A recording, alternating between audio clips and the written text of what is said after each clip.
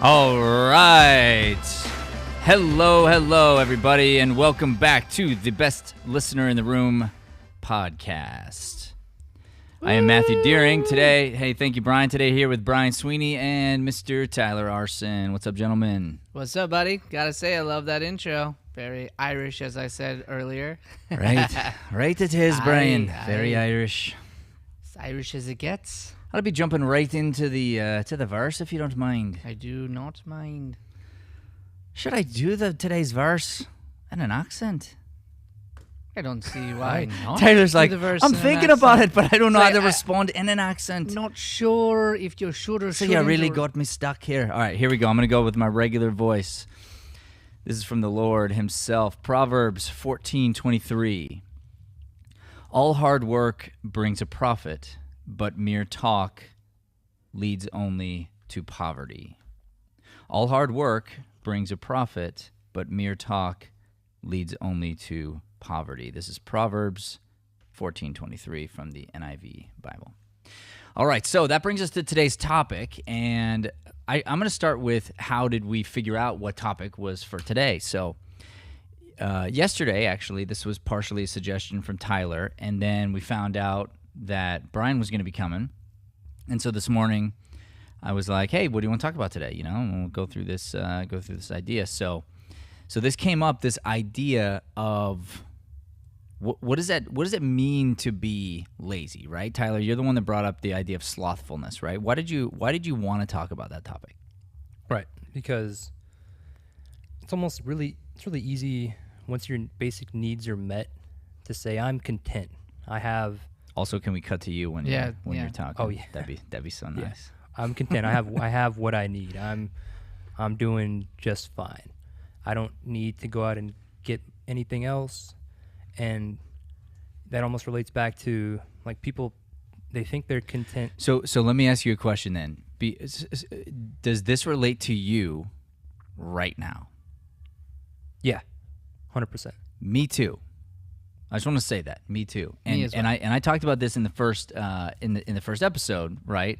What this was doing for me. So then, Brian, let's come to you now. Mm-hmm. So this relates to you right now as Absolutely, yeah, 100%. So, like with my life right now, I have all the things technically that I need. I'm on my path doing what I love doing, you know, with the acting school, and been doing it forever. So it's like with that, with everything going on with my sickness right now, there's all things I want to do and make happen, but certain things are just kind of right now at a standstill, if you will. And so when everything's at a standstill, I feel like that's when it's easiest for me and is right now easiest for me to just sit back and just wait around and be lazy and just like do what you got to do to get through the day. And then the days kind of bleed into each other.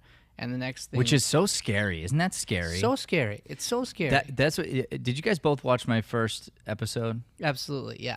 Yeah. So that's what that was for me when I was realizing, and I had this just kind of like almost angry talk to myself on the microphone of like, this has been 4 years and a half, right? Years, yeah, right, right. And it's like, have I been lazy the whole time? Of course not. Like, of course not. Sure. But that's the point, actually, that I would love to talk about today, is the idea of these decisions that we make, they add up. They're compounding. They compound, right? And you're either going in one direction or the other. Absolutely, yeah. So whatever your bad week was, or whatever the thing is that's going on, it came from a series of decisions before. And just because you're able to get through the day, just because you're able to be successful in a moment, doesn't mean that you're actually killing it right then.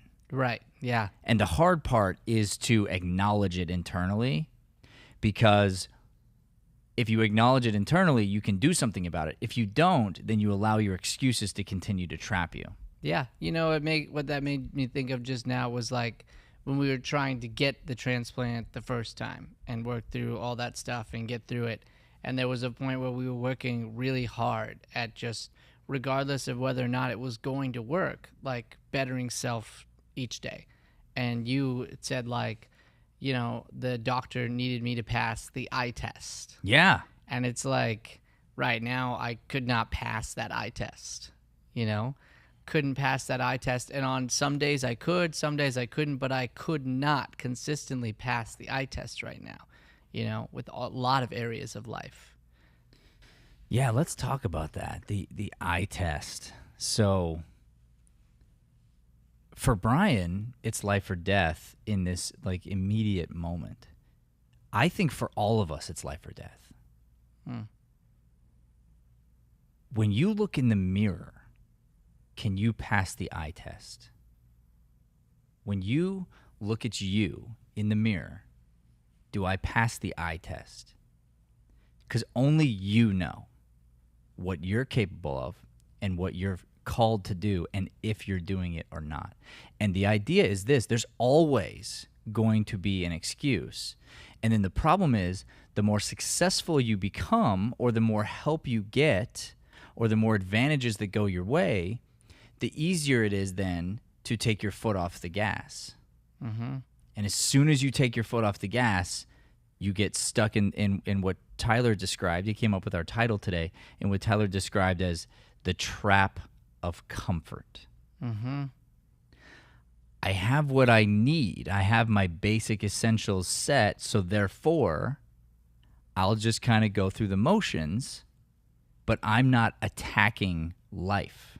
And a lot of times I think that comes from the harvest of hard work, because then from the hard work, you don't see that right then, right? You see it a little bit down the line. So what you're actually being comfortable in is the work of the past that you're now stopping doing because you have this thing or it's comfortable. Yeah. And from that comfort, now a few months down the line, it's not going to be there anymore. It's the interesting thing. That's right. And even the idea too of God can give or take away in an instant, just instantaneously. So what we think we have, the comfort that we think we have, no matter how much money is in the bank, it's gone tomorrow. For any number of reasons, could just be gone. So the thing you think is always there, it's a fallacy, right? Right. What were you gonna say, Tyler? I just added the word poof. The word poof. Like, dude, good. We need a Tyler poof sound button. That would be amazing. Where he just goes poof. He just goes poof. But what made me think of, like, what if society collapsed? Where there's a lot of talk. Society ended tomorrow, as we know it. Yeah. Right. Takes 3 days. But yes, and that's an example, but that's where everyone's is gone. I'm talking about, like, one of my kids gets deathly ill and the insurance company won't pay for it, and I'm wiped out tomorrow. I mean, without thinking twice, wiped out, right? Right. It doesn't take much. No, it doesn't. I can tell you as someone who's been wiped out a couple of times, it does not take much. Yeah. Like, it does not take much for that to happen. And then you're potentially on the reverse side of that, where it's like you've been wiped, so then you running into the same problem from a different angle, because your comfort can come from, like, well, what's the point anyway? What's the point? It's Right. just gonna get wiped out anyway again in a couple months. Yeah, and that would be the same for someone who's comfortable, because they would say, well, what's the point? I have what I need, and doing a lot of extra work, a lot of extra effort when 90% of it's going to the government anyway, and how much am I really going to get, and blah, blah, blah. And the truth is, like, and I want this to be our topic for tomorrow, so I want to save going deep into this. Okay. But the idea of what you're really getting from it is a more internal thing than an external thing. But then the external ends up becoming a reward. Say that one more time. Yeah, okay. So, like, processing. Rewind. Woo! So from taking action, from not stopping, the reward we get is internal. So tomorrow's topic is going to be that men and men and women, but men specifically also, just men need to work. They have a primal need to work, and we're going to deal with that issue tomorrow. Cool. And part of fulfilling that need is the happiness that comes from what we're talking about today, which is overcoming that laziness. Yeah. Yeah. Yeah, would you set me Can up with something? Because I have an idea, and write down what you're going to say. But I have an idea that I'd love for you to tee up for me, Brian. Absolutely. If you would, take me down the path of our buddy Daniel and what he said to you this week. Yes. Because you told me that story, and I think it's very relevant for where we're going to go next here. Yeah, so this last week specifically, my mind has like been going super negative on me. And that's not something it normally does. It's not like the usual talk that's happening in my brain, but everything that was happening was like it had a negative response to it. Like I'm putting up a play with the guys, and it's just like, you're a terrible improviser, and everybody's better than you, and you're a shell of what you used. I mean, just thoughts that I've never had before. And that was in my teaching, and that was in my shows, and that was in my like friendships even. And I'm just going like, what is going on? And I'm like pouring into my brother Joey, and I'm like trying to figure it out. And then I was able to have a conversation with our friend Daniel after a show and sort of talk with him about this thing. And his first response was such a powerful one. His first response was, well, what's your spiritual life look like? What's your spiritual walk look like? And what'd you say? Terrible. Inconsistent, like unfocused, like, and he's like, well, it sounds like you just need to get back into the word, and you need to get back into your spiritual disciplines. Yeah. Like if you're not in that, then you're going to be weak, and the enemy's going to use that to just like devour you as the word says he will. Right. And so if you and here comes the conundrum, because if we just then turn to the Bible, but then we use the Bible as yet another excuse as to not move, that's not what the Bible is trying to do for us. The Bible is going to become an essential part of getting yourself into action. But then you must act upon what you see. So we see today's verse, and then it's like, okay, so that's in there. There's other things in there about rest and patience and other things. But then when you go to the truth of it, it's not saying to sit on the couch and watch football. Not that there's anything wrong with watching football. Of course there's not. But the Bible isn't saying do that thing, right? Mm-hmm. So then we have to come accountable to this idea of, all right, I'm reading the Bible for what purpose? So that I can live the Bible. Mm-hmm. So that when I live the Bible, I can help spread the Bible. Because people want to go, what's going on with this guy? Mm-hmm. His life's changed. I want the juice he's got. And then you can just tell people, here's what you do. Mm-hmm. Right? Which, when I am living in the Word, not just, like you said, just reading it, but living it, the circumstances, this kind of goes into what I was thinking about this morning. The circumstances, the difficult circumstances in which I have been given are then able to be used for the glory of God.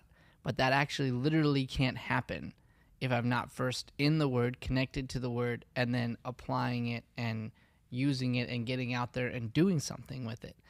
And the times in which that has happened, the doors have been flung open. Yeah. And they are currently sealed shut. Right. And I said, this is, maybe we can end here, because I know it's already been a longer podcast, and I don't want to go too long, but I love what you just said so much, the visual of it, and that's why the photo we picked for the thumbnail, like, it really drew me in this idea of these huge, heavy weights shackled to you, right? And they weren't there before. When you break free and you're running, it's like, it feels so good. But then here's what, from my life experience, what happens is you're running, and then you just like slow down a little bit. Mm-hmm. And then you just take a little water break. Yeah, for sure. And then you get yourself to a walk, and then just like, okay, every now and then we can sit down. And then there's the couch. And I'll jog again. Yeah, and there's the couch. And then it's like, then someone puts ropes around your ankles. But I can still get around, Then they become chains. Then there's weights. And then before you know it, the weight is so heavy that what you just said, the visual of it is true. It's like the doors were wide open, but now they're sealed shut. Mm-hmm. And the truth of the matter is, you cannot bust through doors that are sealed shut with one kick. No, you cannot. Yeah. Yeah. So that's the power of starting, but also the power of like you take action and you're taking accountability, and then you're going, okay, one step at a time, but I gotta stay consistent with the thing that I'm doing. Yeah, and I'd like to add, I think in the beginning we talked about this mirror, that you're looking into. Yeah. And to be reminded to look at yourself and because somebody could look at somebody's life and go, they are killing it, like right. you said. And it's so easy to fake people. So easy to fake. So easy to fake. Done it. Easy to fake. Yeah. But to look internally and to look up and to be honest and go like, is this my best? Have I given everything today? Am I completely in it, or am I doing what everyone else sees as that, but I know is not? Yeah, I know there's more. And I will say, admittedly, that this area would be harder for you. Mm-hmm. Absolutely. Because your mirror, no doubt, the lens with which people see you from, absolutely, no is doubt, automatically tainted. 100%. Yes. So this is not actually, like, you'd think that this was true. It's not a gift necessarily to be always given the benefit of the doubt. That's right, 100%. Because then you can get away with murder. Murder, yeah. Right? When it comes to, for example, being on dialysis, every dialysis day that I do anything to other people is an absolute miracle, especially those who have a knowledge of what dialysis is and what it can do to you. I'd say actually even the people that don't, because the people that don't, Sure. even they just have this like mystery idea. Yeah, So absolutely. to them, that's they're true. like, wow, See, that's I don't even wild. know what that is, but like I've heard it's bad. Sounds bad. Yeah, totally. Yeah. Yeah, but there are certain days, for example, where it's just like I've left with a lot of energy and feeling really good because the right amount got taken off and all the other areas of consistency were there, of eating really healthily, Yeah. whatever that is. Yeah, it's one of healthfully. Healthy, and then also like there was a point where I was going to the gym every single day, doing something and every single day. Mm-hmm. And with those things combined with the dialysis, you're playing offense versus that defense against it, Right. and so much more is open and possible. But if I don't do those things and I go to dialysis and I'm tired afterwards, no one blames me for it. Nobody. Right. And then it's like, and almost everyone can find a way to create their own dialysis. 100%. Right? Yeah, that's the point. I've got 5 kids, and I just say I have 5 kids and go, well, yeah, you get every excuse in the book because you get 5 kids. Yeah. Right? Mm-hmm. But the reverse is true.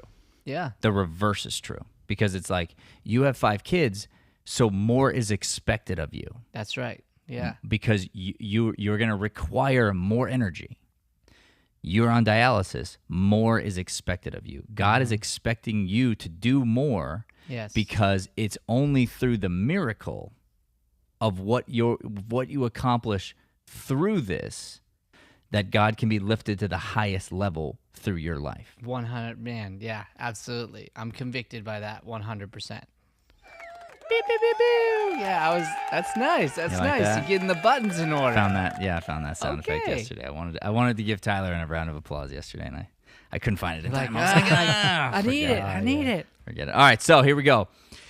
I'm going to give a little takeaway to everybody, and then we'll wrap for the day. Tomorrow is going to be a discussion on men in the workplace and the need to work. And it's men and women, really, because it is a personhood of workplace. But men specifically, at a certain point, they have this like internal calling. So the need to work is going to be coming up for tomorrow. For today, here's what I would recommend to everyone as their takeaway for today. If you haven't yet done it today, open the Bible, pick a spot, slow down, read a verse. Not more than that. Just let something hit you. You could also, another angle, if you don't want to just blindly open, or if you're going to be using your phone or something, could be, what does the Bible have to say about blank? And it's something going on with you right now. It's something that's stopping you from your potential. And you're just going to read the one verse, and you're just going to sit on it in silence for 5 minutes. See what comes to you. On the other end of that silence, get up and take action. All right. Thank you all for listening today. This is the Best Listener in the Room podcast. We sure are grateful that you're here. We'll see you tomorrow.